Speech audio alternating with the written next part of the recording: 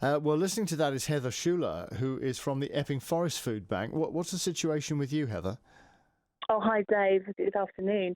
Yeah, I mean, like Mike, our friends up in Colchester have said, we've also seen an increase over the last year in the people being referred to us.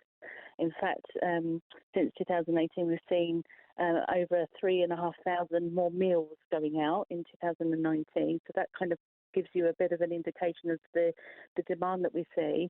I would say that this time of year there's often a dip in the donations already. Lots of people give over the harvest and Christmas time, which is our busiest season of the year.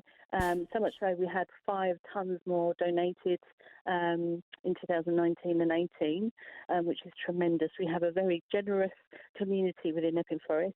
And we want to encourage people to continue giving. Just looking at figures for January and February this year, we seem to be about on par with last year's donations.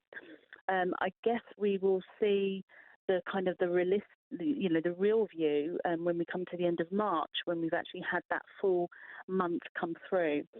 But like Mike, we have certain items that we don't get donated so often.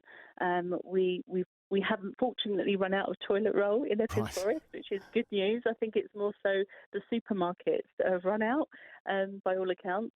But yeah, it's just really encouraging people to all our channels or our regular supporters to keep on. And actually, if people want to find out what their local food bank needs, is to actually phone up or just inquire or look on the website to see what we need. There are items often that we get stockpiles of, so I think sometimes just people think pasta and beans. Yeah. So we have stockpiles of beans and pasta, so they're actually items that we don't need at the moment, but it's things like the tinned meat and tinned fruit, spun pigeons. But yeah, I would just say if anybody wanted to give physically in terms of physical items, then it would just be a case of calling your local food bank and seeing what they need. And if people can't get out because either they're affected or for whatever reason, people can give financially as well. So you'll find that most of the Essex food banks, if not all, will have some way of giving on their webpage, so people can make a financial donation, and then we can go out and buy the things that we're running short of. Heather, I'm sorry to dump this on you, but I've just had a text. I won't say who the text is from, and I'd just like your reaction to it. Yeah. I quote, "Another food bank story, yawn. People need to learn to budget and learn to cook, problem solved." What would you say to that? Yeah, I think that can be a view of many people across the country. When you're actually facing the people that are coming in referred from a frontline professional, your viewpoint will certainly be changed. Again, like Mike, we can kind of echo the reasons why people are coming in, reasons because of the effect of universal credit upon their budget.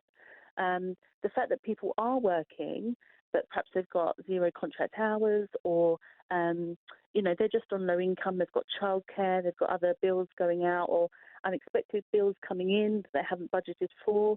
And it's just that time where they, unexpectedly they hit a crisis. I mean, a bit like the coronavirus is a health issue, could hit any one of us at any time, or a job loss, or not being paid on time, and that can all contribute towards people not having enough money when it's most needed, of course, to pay those essential bills. So it could happen to any one of us, is what you're saying? It could well be. I mean, a few years ago we were saying that, you're 2 or 3 pay packets away from being in crisis.